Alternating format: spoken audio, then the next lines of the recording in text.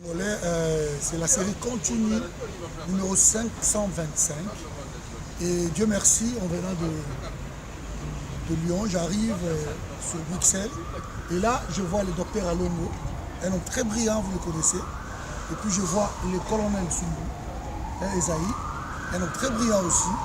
Alors le mission sur l'enfant là, quelques lignes la politique en général de ce qui se passe dans la RDC. Docteur, bonjour. Bonjour Patrick. Bonne nuit. Calme, mais sur le plan moral, ça ne va pas pour moi. Oui, les alliés sous occupation, et puis bazo koufé mêlé. Et tout ça, ça nous écoeure que l'autorité, les opérateurs politiques ou les détenteurs du pouvoir de l'heure qui sont là au Congo ne veulent pas quitter le pouvoir. Ça fait 2 ans qu'ils sont là. Et le mandat s'est terminé en 2016. Ils ont obtenu, ces autorités-là, elles ont obtenu un sursis d'1 année. Mais à la fin de leur sursis, le 30 décembre 2017, à minuit, elles devaient partir, ces autorités. Elles ne veulent pas partir, elles veulent rester au pouvoir pour Union Ngala. Et ça, justement, ça pousse les gens à utiliser absolument. On ne nous laisse pas le choix que d'utiliser l'article 64 de la Constitution. Merci docteur. Je vais revenir tout à l'heure sur docteur. Bonjour docteur. Colonel. Bonjour. Ça va? Ça va bien. Ouais, ouais. C'est pénible. Merci beaucoup. Papa, tout à fait, on a souci vraiment. Nous avons le peuple congolais, nous avons un traumatisme. Il y a un gouvernement en place, il y a médiocre. Nous avons fait la place. Merci. Ouais, merci à la CPLI, vraiment la série continue, nous sommes riches avec le docteur. Vous savez, pour nous, c'est l'unité qui s'impose. Dans le groupe de surtout, beaucoup de Naramango, de Sololaka. Docteur, politique, il y a les lois. On ne comprend plus rien. Tantôt on marche, tantôt on arrête, tantôt on avance aux élections, tantôt pas d'élection, tantôt Kabila, transition sans Kabila. Et les gens qui crient encore transition sans Kabila, ils veulent encore aller aux élections avec le docteur, expliquez-nous ce que vous parlez. Bien, merci beaucoup peuple congolais. Et j'aimerais une fois de plus attirer notre attention sur ceci. Bandeko, nalingi biso nyonso toyeba ete lelo oyo mboka na biso ezali sous occupation. Sous occupation ni obanini. Et ni koloba que bapaya bakoti na mboka, bakomi kokonza mboka, baza ko assumer ba fonction clé ya mboka, armée na biso etondi ba Rwandais. Alors ba Rwandais baza identifié te. Akoya lobby boaki Rwanda comme les Congolais alati tenu à côté, ba pesi pe poste à responsabilité. Ezali mawa mingi parce que ndeko na bango Hippolyte Kanambe azala mutu wa mboka. Bandeko, soki mboka ezali occupé, on ne parle pas d'élection. Nalingi, nabeta setelika place wana. C'est-à-dire, mboka est occupé. Le devoir, cardinal, notre cardinal devoir aujourd'hui consiste en ceci que il faut tous s'évertuer pour tout le pouvoir. Ils doivent partir. Ces gens qui sont sans mandat, qui sont devenus les autorités qui sont devenues illégales, illégitime et illicite. Pourquoi illégal? Illégal, c'est par rapport au texte. Ils ne répondent plus au texte parce que l'article 70 ou 70, alinéa 1er dit ceci. Le président... Il faut juste parler en lingala parce que la série continue ce soir en lingala. C'est important. Président de la République, Azali Aponami, nous traduire, Pona Etenia Mbula Mitano. Bakozongela ngo kaka mbala moko, c'est-à-dire mbula mitano soki esili bakoki kopona ye lisusu mpona mbula mitano. Mbala moko ekoki, c'est-à-dire mbula zomi. Hippolyte Kanambe alias Joseph Kabila baponaki ye na ndenge ya lukuta mpo alongaki te atriche na malumalu face ya sénateur Jean-Pierre Bemba Gombo na 2006. Baponi ye tolongwe wana. Donc, Azui mandat à Lukuta a triché le Cambote. En 2011, face à Papa Etienne Tshisekedi, a triché les sous-sous. 5 ans, 5 mbula mitano koki mbula zomi. Selon article Tuku Sambo, Molongo à Liboso, article 70 alinéa 1er, article 70 alinéa 1er, le dit que président ya mokonzi ya mboka akozala na ngende kaka pona mbula mitano, sima mbula mitano so baponi lisu mbula mitano abu pia mbula zomi. Kasi Nzokande depuis mibu koto ibale zomi na motoba 2016 mandat na esilaki, mais baye kozwa accord babengaki accord ya Saint-Sylvestre. Accord wana mutu epesaki mwa mbula moko nde babenga na lokota na biso ya bato ya mibeko sursis, epesaki mwa mbula mobimba po ete akoka bongo kobongisa maponami baélection po ete akoka kokende. Nzokande ye asakani na peuple amoni biso bazoba asali baélection te akosi ke ono moya kosala baélection te ti avandi. Lelo tozoloba depuis na sanza ya zomi na mibale na décembre 2017 ti lelo azali ni légal par rapport à texte ya constitution, illégitime par rapport à peuple. Pour légitimité za nini peuple baimboka balingi yo lisute bino mo bomoni le 31 décembre, le 21 janvier na le 25 février na appel ya église catholique bato bimi pona ko bato boyi yo tolingi te. Bon, akamati ya bomi bato bomoni Rossi Bukende ya kufi toza na ndeko na biso Eric Boloko Loko na mbandaka babomi ye ndeko na biso busu na Kisangani babuke bakati ye loboko mwana mwasi boko na mbandaka Sarah Esther Libele epanzie Libele tout ça et victime baze ebele bamisosu bakufi na bandako mpona nini bato mingi bazokeri bapota ya liwa baboyi kokende na bahopito mponoki bakodécouvrir bango kuna bakokanga bango kuna bamifandisika na ndako pasi eleki bakufi. Alors sikoyo boye toli koloba boye soki bakonzi ya mboka lokola mokonzi ya mboka akwei la tête de l'état akwei c'est que bainstitution nyonso mpe il faut ekweya. Normalement baautorité nyonso wana baza lelo illégitime illégal bakoki kozala lisu te na moto ya mboka mais baza kokosa kosa o élection nanga mais tomoni déjà que ba appareil wana ezali ya mabe ya lokuta o baza ko se préparer toujours pour ba tricher ba élection lisusu yango wana tolobi que biso toboyi ba élection te peuple congolais boyi élection te mais toboyi nde ba fausses élections oyo kozala kwa 2006 oyo kozala kwa 2011 tricherie yango wana justement eli ko ba boyi oyo azolo ba élection c'est qu'alingi mboka Congo te pour lelo boye il faut d'abord to libérer mboko eza na occupation après il faut transition kende na kati ya transition na ndenge na proposer donc ça là j'en vais tout à l'heure na proposition na yo parce que il faut proposer to boye loko mais c'est to boye likambo nous devons quand même proposer solution ezali mais pas mon colonel est-ce bon ton pour la élection dans l'état actuel pour qu'il y ait une élection dans Batouara. Normalement la élection dans la République démocratique du Congo pour qu'il y ait une élection dans le gouvernement il y a médiocrité. En tout cas vraiment si l'élection ce qui est Salema et comme Salema mais politique en amé alias Joseph Kabila a koki kozala na katia élection wanati. Merci beaucoup na réponse na question na. Ben ce qu'on va partir au Zobeng Sabato ba qui de s'enrôler ba qui de passer ngala le vélo simple. On sera bien les choses pour permettre. Le problème est simple dans l'état actuel.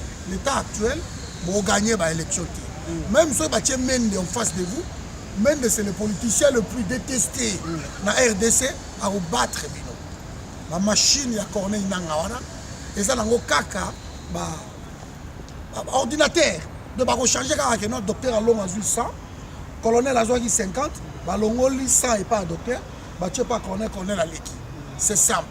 F Bazaïba a démontré que va voter et tout de suite Elonyamutu et Bibiti. Donc machine wana déjà on oublie. L'état actuel CENI, il fallait ça la restitution à CENI et salité. Corneille n'a pas perdu ya Makila. De face à Corneille face à ma machine wana.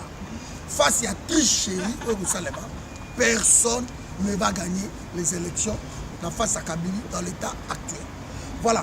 Donc mon colonel Mampinga, parce que Mampinga pendant zone là, docteur appelle ça biso, ma proposition naé. Mampinga, comment jusqu'aujourd'hui, Mampinga n'a pas comprendre que Maï est si épanouie. Mais lelo na kati ya mboka na biso na kati ya République démocratique du Congo actuel nde tozolola na biso toza na armée te na kati ya mboka na biso République démocratique du Congo toza na armée te baoyo balati baza na kati ya bagouvernement na baunité na babrigade oyo tout eza na kati ya République démocratique du Congo eya bacivile même barwandais akomi policier na kati ya République démocratique du Congo et rwandais akomi même nini oyo chef coutumier na kati ya Congo wana ezali gouvernement te yango tozokoloba bien ke babengi yango ezali gouvernement ou armée ya médiocre il fallait balongwa gouvernement oyo ekoya toza na centre de formation oyo biso bien formé oyo toza exil tokoya ko former baleki oyo bazokoya lobi mpona tokoma na armée moko ya musolo armée oyo eza na kati ya Congo commandant brigade commandant bataillon bango nyonso tout bazali corrompre yango ozokomona ke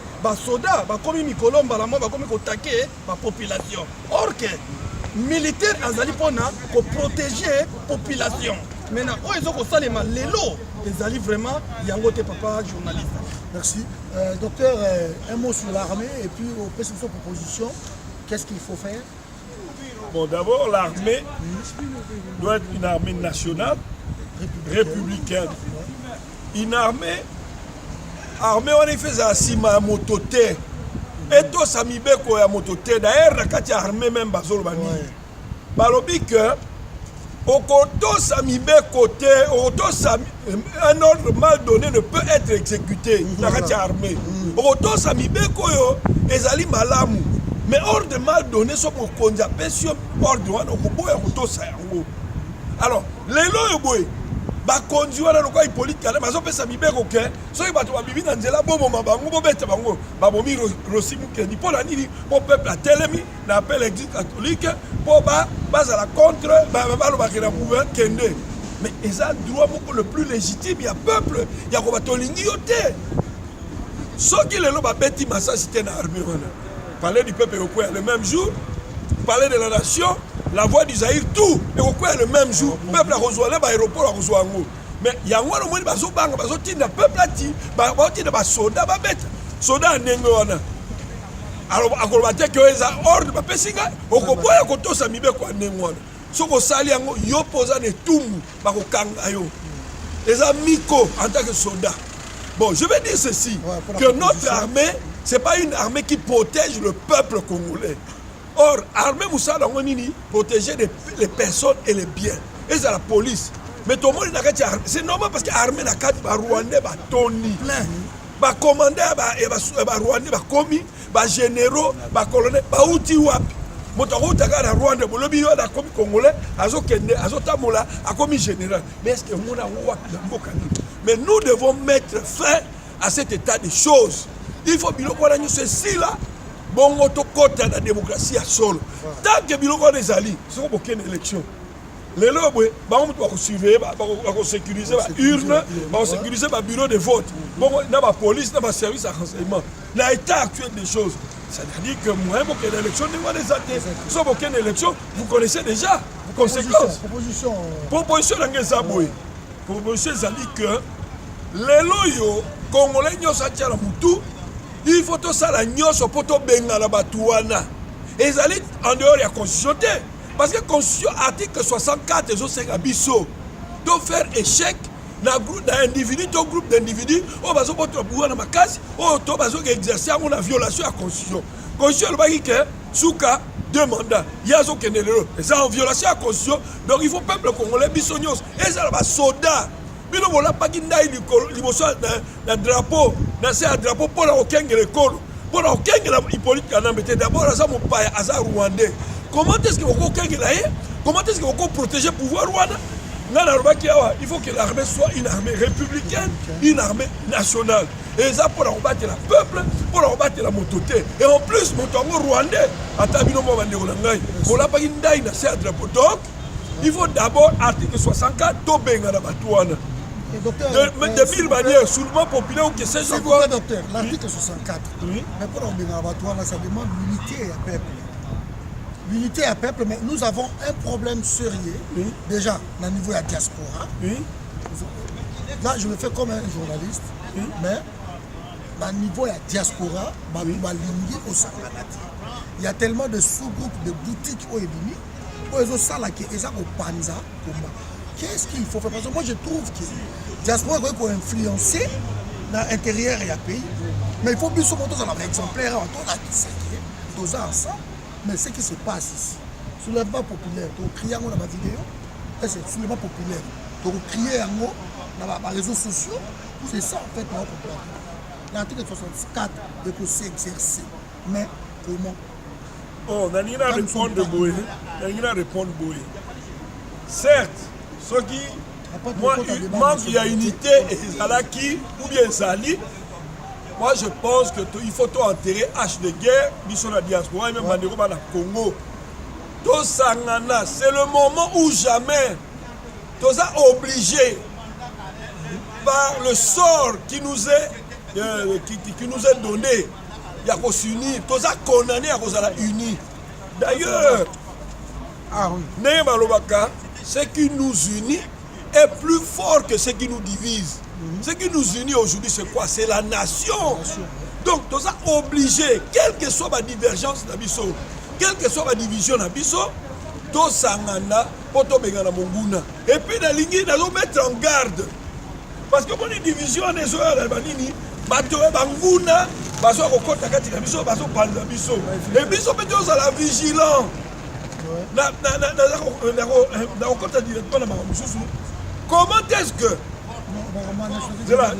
Eve Bazaïba amonaki ndenge appareil à corner dans esali makambo ya lokuta na moyibi. Comment est-ce qu'à cause de la pour élection dans le contexte wana? Donc moi je pense que Zali dire une chose c'est son contraire. Donc pour Nangaï, élection et puis unité. J'appelle à l'unité de tous les vrais Congolais. Et puis j'en appelle aussi à la vigilance. Que tous sont vigilants. Ceux qui moutoyent, tous sont soleil. Est-ce que moutoyent dans le discours au Kabolabiso? Si tout le monde moutoyent dans le discours au Kabolabiso, tu bois qui est Libanda. Merci. Tous sont liés tout. Tous sont unis face à moutoyent des autres qui sont pour te bengane, pour te bengane. Mon cible na biso zali Hippolyte Gadam. Et ça c'est que là s'attaquer dans Patrick, là s'attaquer dans colonel, là s'attaquer dans Moutotel. Non. Oh, on a le diplôme T. Mais non, ce n'est pas le moment. Et ça, le moment, il y a ciblé. Je voulais parler du problème, il y a diplôme de Bézanacé. Parce que ceux qui ont pris cet exemple dans le monde entier, tout au Bakango, là, presque le monde, tout au Bakango, là, entier, monde, c'est la université. C'est autodidacte et on va passer le monde. Alors, vous avez un diplôme, vous avez l'été. Maïel, les diplômes de fait, ça va me tout. Sagesse, c'est autre chose. Le combat à Congo, nous refusons personne. Si vous avez Maïel, vous avez Zobo, vous avez Moutou, vous avez Lambo, vous avez l'unité. Congo a besoin de tout le monde. C'est dans l'ensemble de notre unité. Mon colonel. Tout le monde a une vidéo. Nous avons un peu de comprendre de soutenir. Parce que nous avons ex, nous surtout, vous avez tellement ébellé. Les autres se concentrer comme le mot n'a pas fait ce bout. Quand est-ce que vous avez la réunion il y a un ex. Parce que la monnaie, Bolozi, le général a Kalakalawana, mais quand est-ce que vous avez conscience, vous avez officiel, que tout le monde a un ex, surtout au Koutana quelque part, sort il y a pays, et ça en danger. Il y a une question au commandant brigade Nabiso, Azalé le diaspora, Azana Allemagne, colonel commandant Kassongo, Lelo Azali général. Abeta qui rassemblement na ex-militaire, surtout, tous Sangana. Tozali na militaire, na militaire. Il y a aussi des militaires sans esprit. Et ça aussi na militaire au bazana esprit.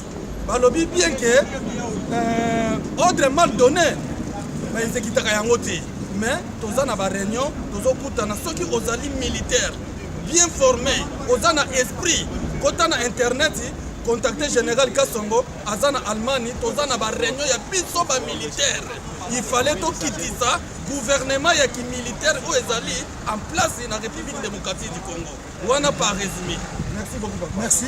Ben, écoutez, peuple congolais, maintenant, je voulais rentrer dans un autre débat.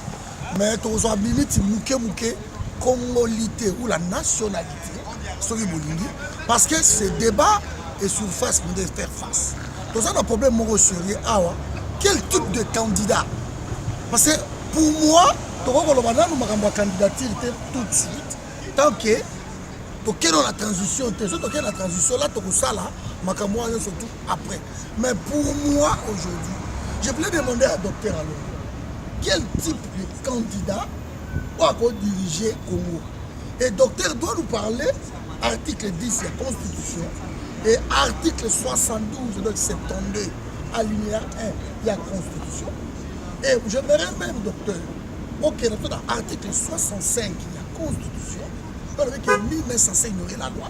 Loi est pour la Est-ce qu'il y a que Joseph Kabila qui doit respecter la Constitution ou tout le monde? Parce que tout le monde crie que non, Kabila il faut respecter la Constitution, article 220, et ça verrouillé. Mais ce qui y a qu'on respecter la Constitution, mais nous autres aussi, est-ce que nous respecter la Constitution? Docteur, et mais quand on réfléchit,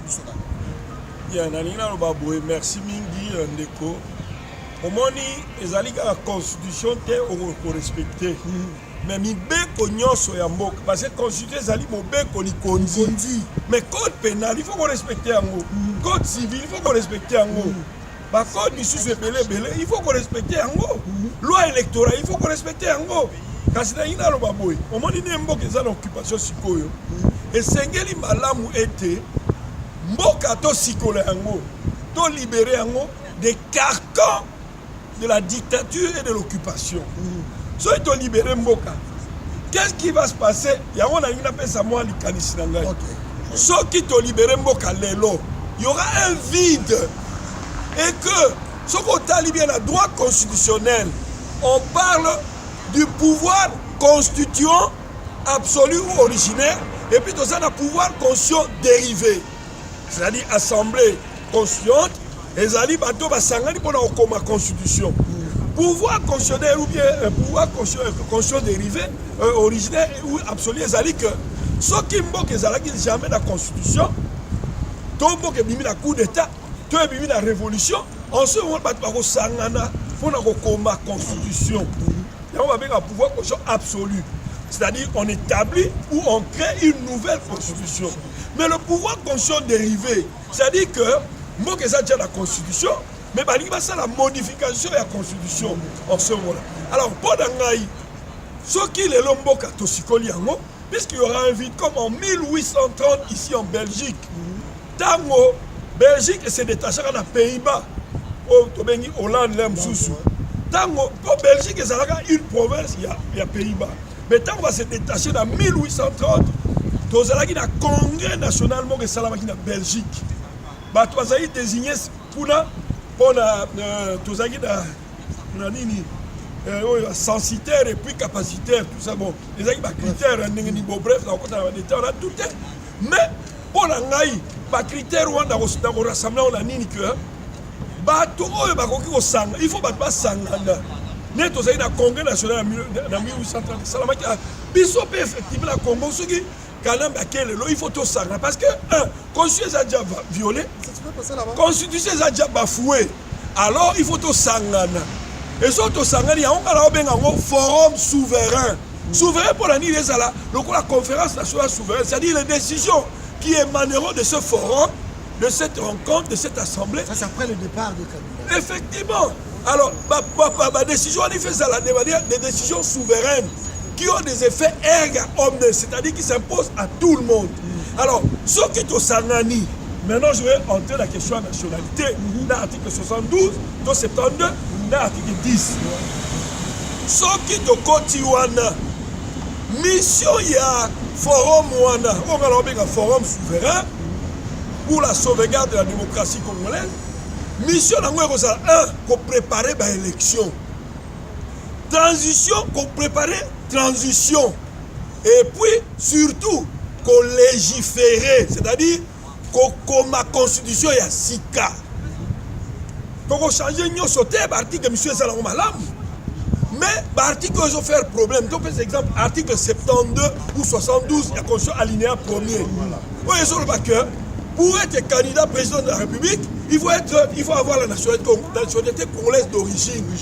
Voilà les articles 72, 72, alinéa Liboso. Et puis article congolais d'origine, ils ont envoyé